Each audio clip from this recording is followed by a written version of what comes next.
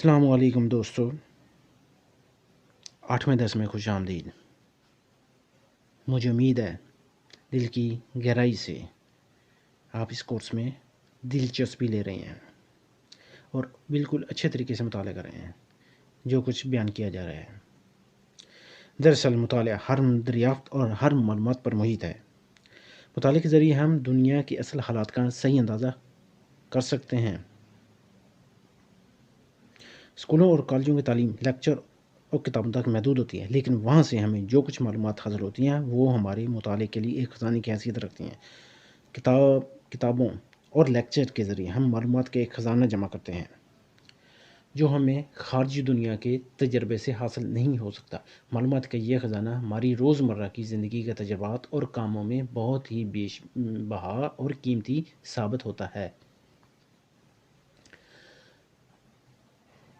ہم ان معلومات سے اپنی زندگی میں ایسی رہنمائی حاصل کرتے ہیں کہ بغیر اس کے ہم کوئی بھی کامیابی حاصل نہیں کر سکتے۔ اس لیے طالب علم، اسٹوڈنٹس، عام عوام الناس جو بھی اس کورس کرتے جا رہے ہیں، کر رہے ہیں، اسٹڈی کر رہے ہیں، اسکولوں کالجوں میں جو کچھ معلومات حاصل جو ان کو ملتی ہیں، اس کو روزمرہ کی زندگی میں بھی اس کو استعمال کریں۔ یوٹیوب سے معلومات میں جو بھی اپنا اسٹڈی کر رہے ہیں اس کو اپنی روزمرہ زندگی کی معمولات میں بھی لائیں اور اس سے صحیح معنوں میں مستفید بھی ہوں، خود بھی مستفید ہوں، دوسروں کو بھی مستفید کریں۔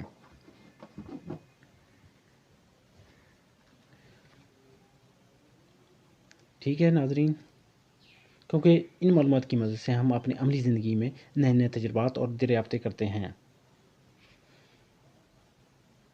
تو یہ وہ معلومات ہمارے لیے اور بھی بیش بہا ثابت ہوتی ہیں۔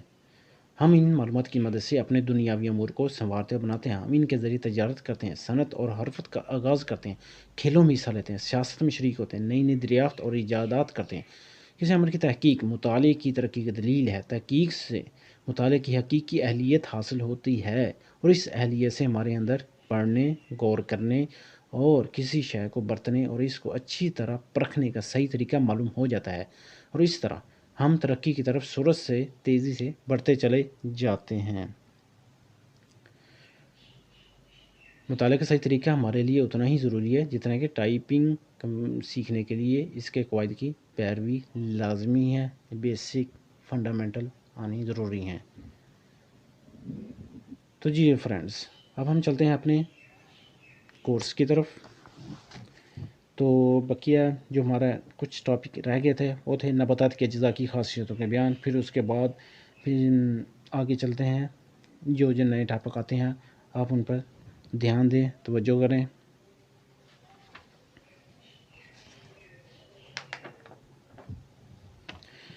تو اب ہمارا ٹاپک ہے نباتات کے اجزاء کی خاصیتوں کا بیان۔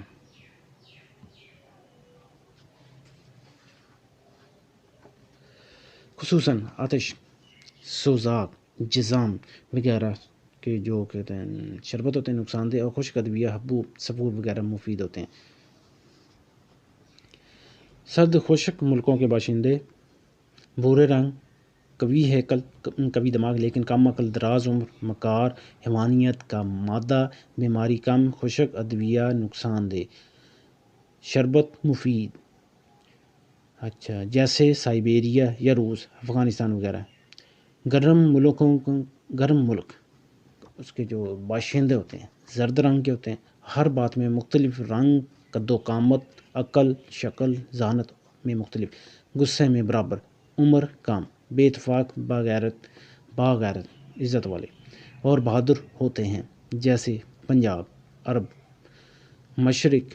پس یہی تاثیر جب رحم میں پیدا ہوگی تو بچہ بھی ویسا ہی پیدا ہوگا۔ جس قدر رحم مصفا، پاکیزہ اور تندرست ہوگا ویسا ہی بچہ خوبصورت اور تندرست ہوگا۔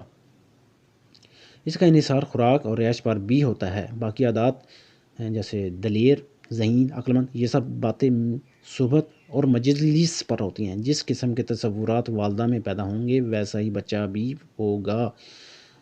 پھل کی پرورش سورج کی روشنی پر منحصر ہے، وہ روشنی سے خوراک حاصل کرتا ہے، اس لیے انسان کے جسم میں اس کے جوہر وہی عمل کرتے ہیں، یعنی روح کو طاقت دے کر اخلاق کا نضج کرتے ہیں، یعنی روح حیوانی کو یا روح نفسانی کو اور بعض روح طبعی کو غرض اپنی اپنی نسبت والی چیز کو طاقت دیتے ہیں، خواہ وہ نسبت رنگ کی ہو یا بناوٹ کی یا تاثیر کی ہو۔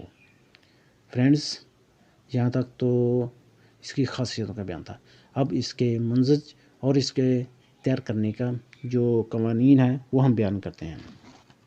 منضج وہ علاج ہے جو مواد غیر طبعی مختلف اقوام کو معتدل قوام بنا کر بذریعہ تنقیہ اخراج کے قابل کر دیتا ہے۔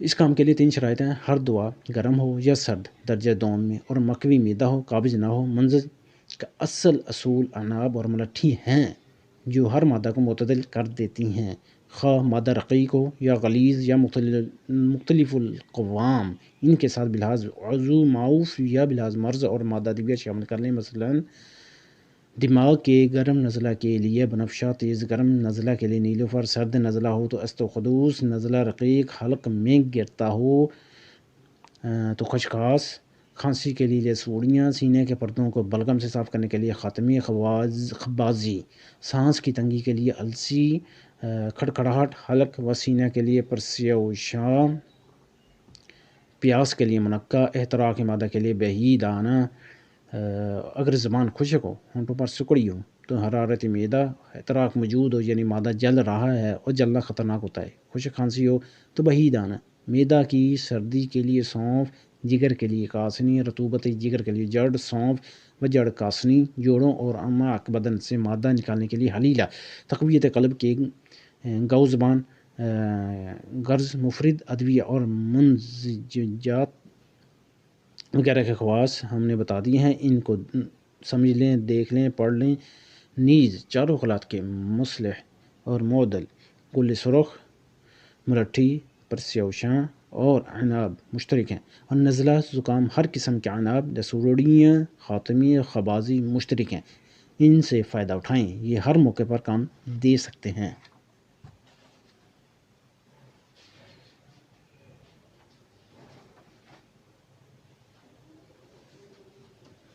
کسی نوعیت کی تلاش کی ضرورت نہیں پڑتی۔ نیز واضح رہے کہ دموی بیماریوں میں تمام شربت پسندیدہ چیز ہیں اور صفراوی بیماری میں خیساندے بہتر رہتے ہیں، اور بلغم اور سودا میں جوشاندے ضروری ہیں۔ بلغمی اور سوداوی امراض میں گرم نمکین پانی بھی جوشاندے کا کام دے سکتا ہے، البتہ ادویات طاقت نضج کو بڑھا دیتی ہیں۔ جوشاندے کو زیادہ مؤثر بنانا ہو تو گلقند یا شہد خالص سے میٹھا کر لیں۔ اگر گلقند کو میں ادویات جوش دے لیا جائے تو اور بھی طاقت بڑھ جاتی ہے۔ جوشاندہ دن میں 2 یا 3 دفعہ یعنی صبح، دوپہر، شام دو، کئی دن تک یعنی نضج مکمل ہونے تک۔ ٹھیک ہو گیا۔ خیساندہ دن میں بار بار دیتے رہنا چاہیے نضج مکمل ہونے تک۔ فرینڈس، اب اگلے ٹاپک پر ادویات کے اوزام۔ جو دوائیں کسی مادہ کو نضج کر کے معتدل کرنے کے لیے اور عضو معاف کی قوت زائلہ کو بحال کرنے کے لیے جمع کی جاتی ہیں، ان کا وزن خوراک بالعموم وہی ہونا چاہیے جو مسلم مفردات میں مقرر ہے، لیکن کیا کہتے ہیں بیماریوں کی طباع مختلف ہوتی ہیں اور اپنی آسانی کو ملحوظ رکھتے ہوئے سب دواؤں کا وزن خوراک بالعموم ایک ہی لکھ دیا جاتا ہے۔ معجونیں، سفور، گولیاں وغیرہ 1، 2 یا 3 ادویہ منافی مرض ہوتی ہیں، باقی ادویہ امدادی یا مصلح ہوتی ہیں جو قبض کشا اور مکوی معدہ ہوں، جو اصل دواؤں کے وزن سے کم ہوتے ہیں یعنی اصلاحی وزن۔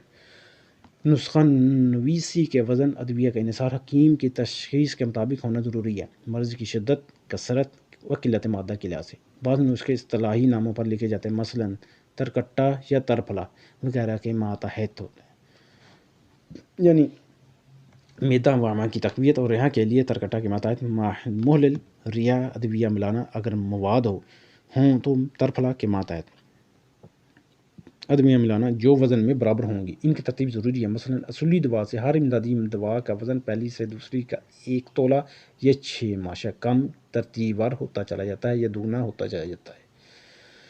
بعض امیر طبع لوگ منضج پینا پسند نہیں کرتے، اس کے علاوہ تمام اجناس پیوندی ہو چکے ہیں جو بے حد بلغم پیدا کرتے ہیں، اس لیے امراض بھی بیشتر بلغمی ہی پیدا ہوتی ہیں یا مرکب، لہذا منضج بلغم گولیاں یہ ہیں: تخم جوز معسل 3 تولے، ریوند خطائی 2 تولے، زنجبیل 1 تولہ، گوند ببول 1 تولہ، پیس کر عرق سونف کی مدد سے گولیاں بنا دی ہیں نخودی، ایک گولی صبح ایک گولی شام ہمراہ عرق کے سونپ دیں، نزلہ انفلوئنزا بخار کھانسی نہیں ہو یا پرانی سب دور ہو جائے گا۔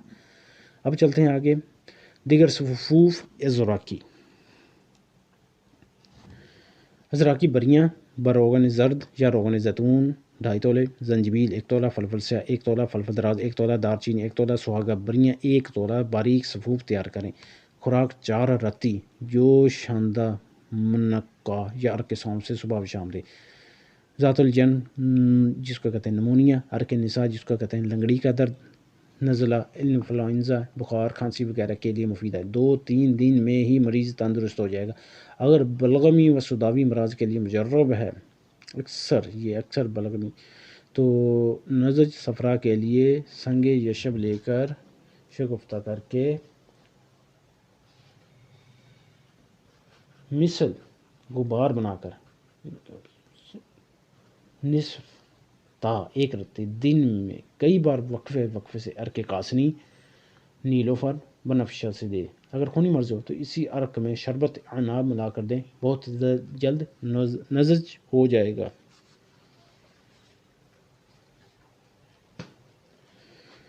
اب چلتے ہیں شربت عناب، عناب 10 تولے، مسور 5 تولے، دھنیا 2 تولے، بیہ قاسنی 5 تولے، چینی 3 پاؤ، حسب دستور شربت جو طریقہ کار ہے اس کو تیار کر لیں۔ ٹھیک ہو گیا، اس بارے میں ہم بتا دیں گے اس کو کیسے تیار کیا جاتا ہے، بالکل آسان سے طریقہ ہے۔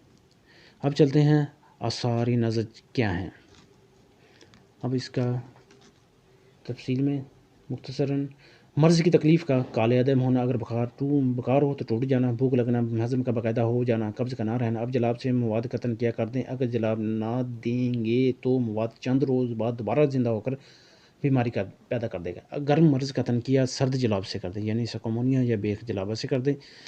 سرد مرض قطن کیا گرم جلاب سے کریں، جیسے جمال کوٹا یا ریوند اسارہ سے کریں۔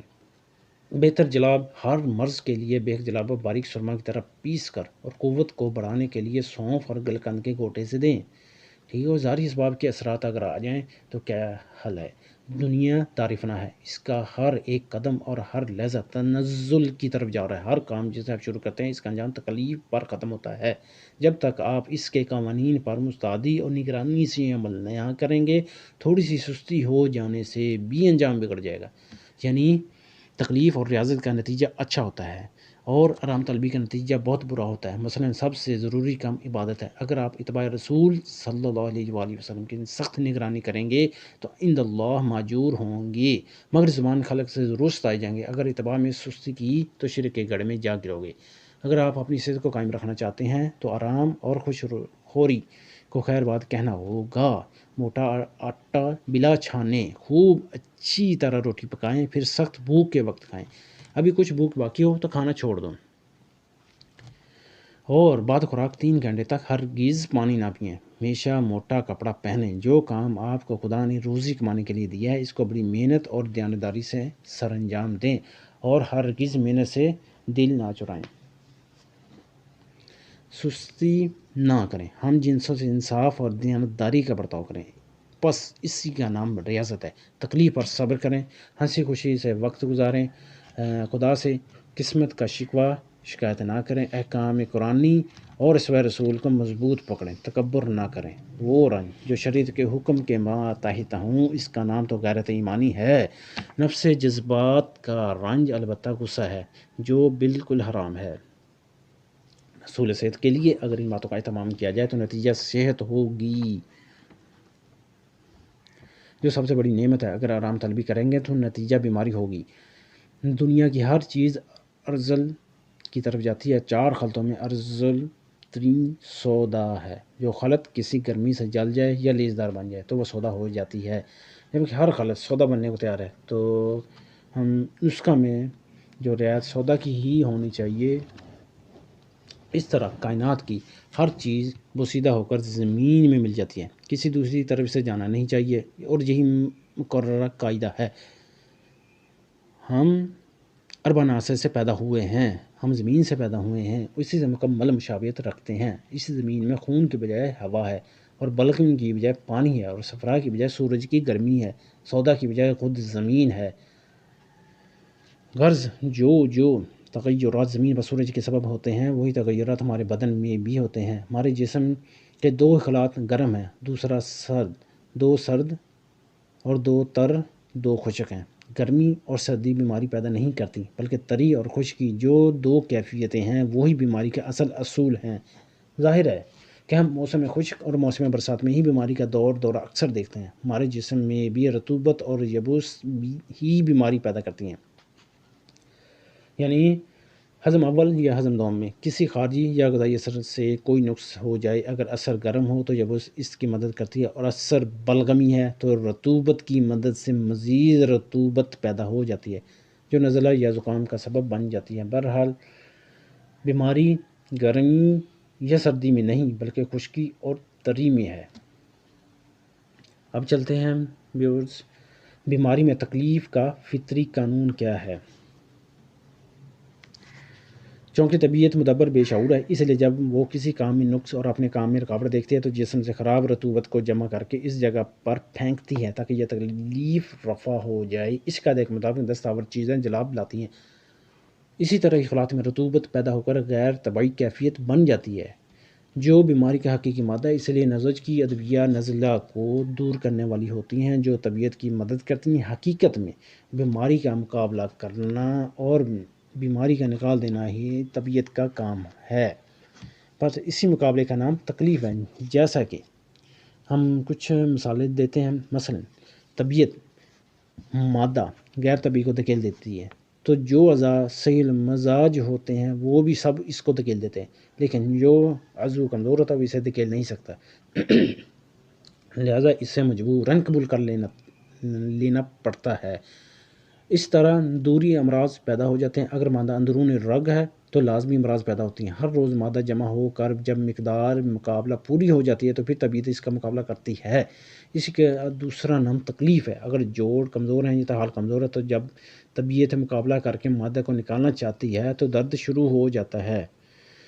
ہاں، اگر طبیعت مقابلے سے عاجز آ جائے یا مرض حاوی ہو جائے جس کو طبیعت دشمن سمجھتی ہے ہی نہیں تو تکلیف بھی نہیں رہتی، جیسے تپدق میں، یا پھر کوئی جو عضو مردہ ہی ہو جائے تو بظاہر تکلیف محسوس نہیں ہوتی، اس لیے طبیعت مادہ کے مقابلے سے دستبردار ہو جاتی ہے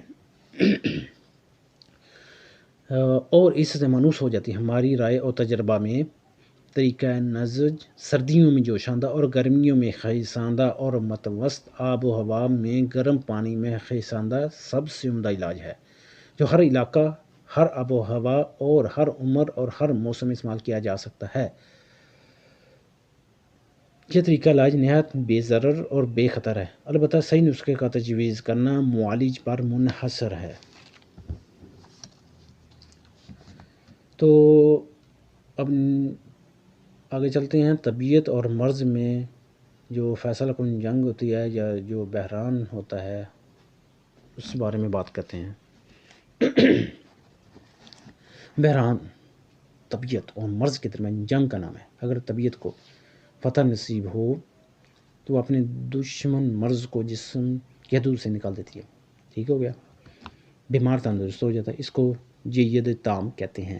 لیکن اگر مرض طبیعت پر غالب آ جائے تو وہ طبیعت کو فنا کر دیتی ہے، بیمار مر جاتا ہے، اس کو ردی تام کہتے ہیں۔ لیکن اگر دونوں میں مقابلہ برابر رہے تو اس کو واقعہ فی الوسطی کہتے ہیں۔ اس طرح بیماری بدستور باقی رہتی ہے، پھر دوبارہ بحران پڑنے کا یقین ہوتا ہے کہ ایسے مارکوں اور بحرانوں کی تاریخیں بعد تجربہ مقرر کی جا سکتی ہیں۔ بعض تاریخیں تو ایسی بھی ہوتی ہیں جن میں کچھ علامات ایسی ظاہر ہوتی ہیں جن سے آنے والی بحران کی تاریخ تک معلوم ہو جاتی ہے کہ اس کو کہتے ہیں یوم اندازہ۔ اور بحران کے پڑھنے یا نہ پڑھنے یا جید یا ردی ہونے پر معالج کا کوئی دخل یا اختیار نہیں ہوتا، بلکہ ایسے وقت علاج بند کر دیا جاتا ہے، اس لیے کہ یہ قدرتی کام ہے جس پر کسی کا کوئی بس نہیں۔ اگر ہم غور کریں تو یہ ثابت ہوتا ہے کہ علاج بھی بحران کی ہی نقل یا فطرت کی پیروی ہے۔ یہ بھی ایک مصنوعی بحران ہے۔ طبیعت تو پہلے دن سے ہی مرض کی دشمن ہے اور اس پر غالب آنا چاہتی ہے، اور جو کام طبیعت دشمن کے مقابلے کے لیے نزج مادہ کا کر رہی ہے معالج بذریعہ دوا اس کی امداد ہی کرتا ہے۔ گویا شروع بیماری سے ہی بحران تو موجود ہے، اب یہ فیصلہ کن مقابلہ یا بحران کے کیوں کر ہو سکتا ہے۔ اس اعتراض کا جواب یہ ہے کہ جو کام طبیعت مرض کو دور کرنے کے لیے پہلے سے کر رہی ہے وہ تدبیر ہے، جنگ نہیں ہے۔ بحران جنگ ہے، یہی وجہ ہے کہ بحران ہمیشہ تیز بخاروں میں بڑھتا ہے، ہر ایک بیماری میں نہیں پڑتا ہے، یا اگر علاج ہی ایسا شروع ہو کہ بیماری فوراً کمی پر آ جائے تو بھی بحران نہیں پڑتا۔ جب تیز بخار ہو اور اس کے علاج کی کوئی تدبیر نہ ہو تو تدبیر کارگر نہ ہونے پر مجبوراً طبیعت بحران کی تیاری کرتی ہے۔ میرے تجربے میں کبھی شاید ہی بحران کا موقع آیا ہے، کیونکہ میں زبردست بیماری کو بھی دیکھ کر کبھی نہیں گھبرایا۔ خدا نخواستہ بیماری کا پتہ نہ بھی چلے، علاج کلی شروع کر دینا چاہیے، جس سے ایک ہی دن میں مرض کے تمام جزیات کا پتہ چل جاتا ہے۔ میں نے بعض ایسے مریضوں کا علاج کیا ہے جن کے بارے لائق سے لائق معالج بھی فیصلے دے چکے تھے کہ کہتے ہیں ان کا جو علاج ممکن نہیں، لیکن پھر بھی اللہ تعالیٰ کی مہربانی سے میں ان کا علاج کرنے میں کامیاب ہو گیا۔ سب سے پہلے مرض کو بڑھنے سے روک دینا چاہیے، ٹھیک ہو گیا۔ اس کے بعد نزج اور تنقیہ سے کام لینا چاہیے۔ مرض کو روکنے کا قانون یہ ہے، ہم بتاتے ہیں۔ سب سے پہلے جو ہضم اول ہے اس کو درست کر دیا جائے، قبض نہ رہنے دی جائے، مریض کو نیند لانے کی کوشش کرنی چاہیے، پھر اس کے بعد ممکن ہو سکے تو بھوک کو بھی درست کر دیا جائے۔ اس مقصد کے لیے کچھ اقدامات ہیں جو ضروری ہیں۔ ہضم اول کی درستی کا طریقہ یہ ہے: پھٹکڑی 2 ماشے کو ایک بوتل میں حل کر کے چند بار دن میں نصف چھٹانک فی خوراک کے حساب سے دے دیا جائے۔ خراب سے خراب ہضم بھی درست ہو جائے گا۔ قبض ختم کرنے کے لیے مصبر اور مرچ کالی ہم وزن لے کر پیس کر چنے کے برابر گولیاں تیار کر کے 1 تا 4 گولی زیادہ سے زیادہ ہر روز رات کو کھلائی جائے۔ یہی بھوک بھی لگاتی ہے۔ نیند کے لیے روغن بنفشا کی سر پر مالش کی جائے، البتہ بلغمی بخار میں روغن بنفشا کی مالش کرنے سے پرہیز کیا جائے۔ بحران کے بیان میں یہ بات یاد رکھیں کہ بحران قدرتی علاج ہے، یہ مقابلہ طبیعت اور مرض کا ہے جس پر کسی شخص کا کچھ بھی اختیار نہیں، اور ہمیں ہر کام قدرت کی پیروی میں ہی کرنا چاہیے، اس میں ہی کامیابی ہے۔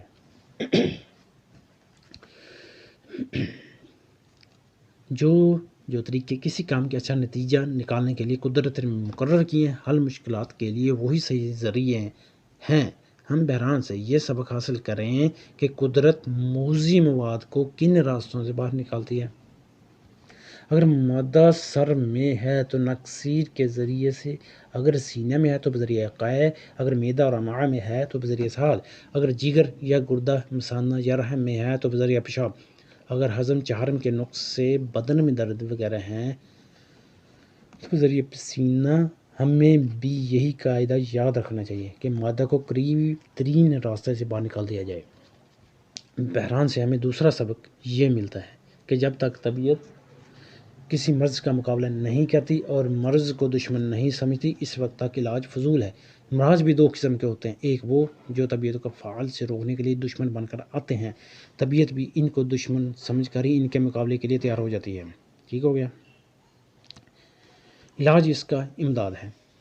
حاجت کا علم صرف خدا کو ہے، اس کو غیر مستوی کہتے ہیں۔ دوسرا مرض مستوی ہے جو طبیعت کا دوست نما دشمن ہے، وہ طبیعت کے کسی کام میں کوئی رکاوٹ پیدا نہیں کرتا، مگر ایک خفیہ پالیسی کے تحت خفیہ طور پر طبیعت کو کمزور کرنا شروع کر دیتا ہے، جس کا طبیعت کو علم نہیں ہوتا، اور وہ اسے دوست سمجھ کر سب کچھ قبول کر لیتی ہے۔ اس لیے اس کا علاج مشکل سے ہوتا ہے، جیسا کہ تپ دق، سیل، مسوع مزاج، معدہ و جگر وغیرہ۔ اب یہ ہوگی ٹھیک۔ اب غور طلب بات یہ ہے، اگر امراض مستوی میں حکیم اپنی طرف سے طبیعت کو مصنوعی مقابلے کے لیے تیار کر دے، جس سے طبیعت دوست نما مرض کو دشمن جان کر مقابلے کے لیے تیار ہو جائے، تو لا علاج امراض کا علاج سے صحت پانا بھی ممکن ہو سکتا ہے۔ البتہ مصنوعی مقابلہ کے لیے تیار کرنا بھی بڑی سوچ و بچار کا کام ہے۔ مثلاً تپ دق ایک نہایت باریک بخار ہے جو تیز بخاروں میں نزج اخلاط کے بغیر استفراغ کرنے سے تپ متمکن ہو جاتا ہے۔ اس کا خود بیمار کو بھی پتہ نہیں ہوتا۔ سب سے پہلے گوشت میں یبوس پیدا ہوتی ہے، یہی درجہ اول گوشت کہ رطوبت ختم کرنے پر یا ختم ہونے پر رگوں، پٹھوں، شریانوں اور اخلاق سے رطوبت جذب ہوتی ہے. یہی درجہ دوم ہے. اس رطوبت کے ختم ہونے پر ہڈیوں کی رطوبت تحلیل ہو جاتی ہے.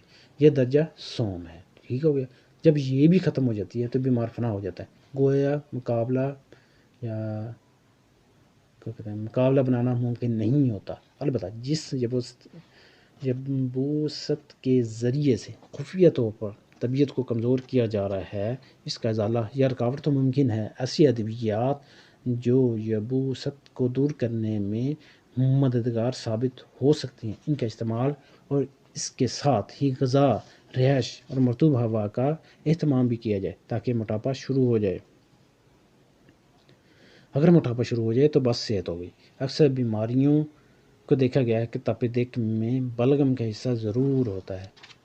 طبیعت کے پاس بجز بلغم اور خون کے کوئی رطوبت نہیں ہے جو مقابلے کے لیے کام ہے. جب بلغم بھی ختم ہو جائے اور خون بھی، تو طبیعت بلغم کا قلیل سا حصہ اس اشارے کے لیے تیار کرتی ہے کہ رطوبت سے میری مدد کی جائے. بس افراد رطوبت ہی اصل علاج ہے. اب چلتے ہیں تپ دق کا علاج. رات کو 1 پاؤ دودھ میں 8 مغز بادام خوب گھوٹ کر اور بہمن سفید 1 تولہ، گوند کتیرا 6 گرام باریک پیس کر دودھ میں ملا کر کھیر پکا دیں اور رکھ دیں.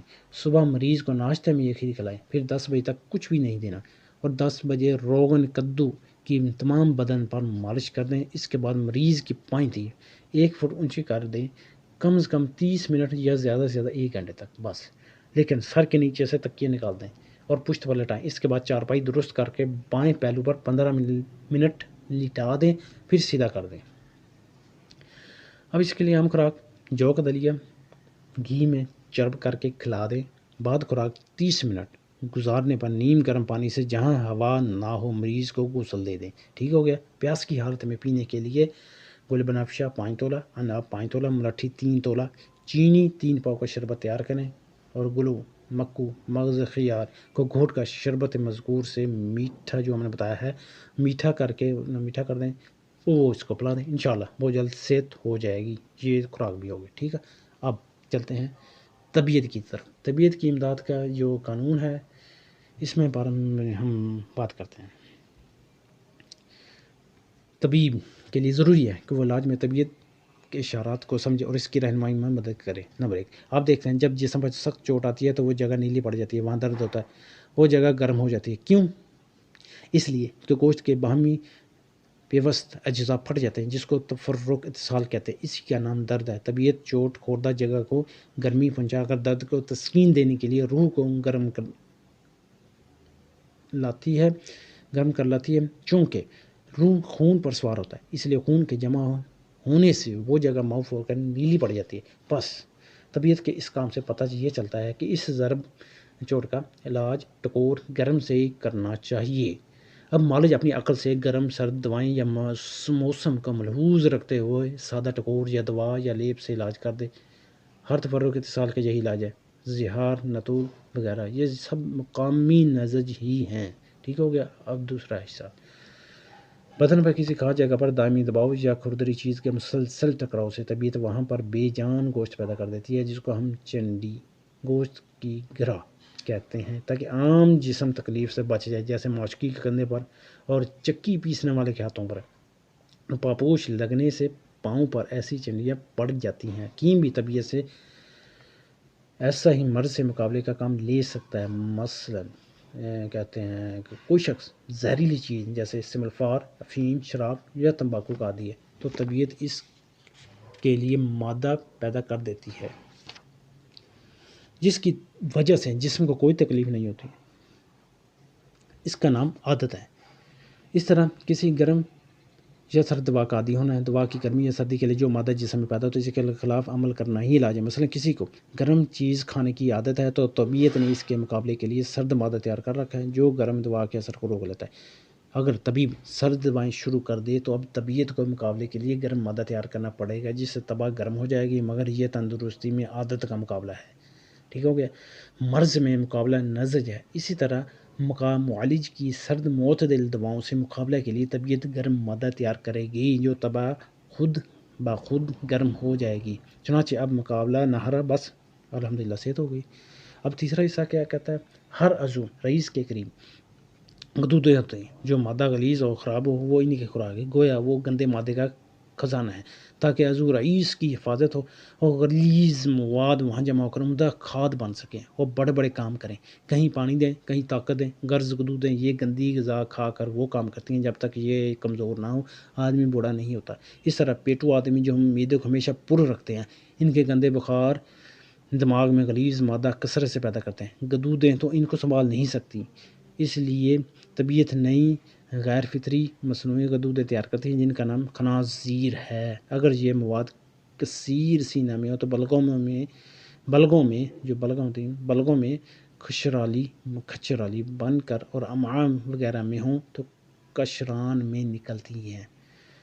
دوستو آج کے لیکچر تک یہیں پر، اب ملتے ہیں نیکسٹ لیکچر میں۔ تو اب حافظ خان کو اجازت دیجیے، اور اگر آپ کو چینل اچھا لگے تو سبسکرائب کیجیے، لائکس کیجیے، شیئر کیجیے، تاکہ جن دوستوں کو اس کی ضرورت ہو وہاں تک ہماری ویڈیو پہنچ سکے۔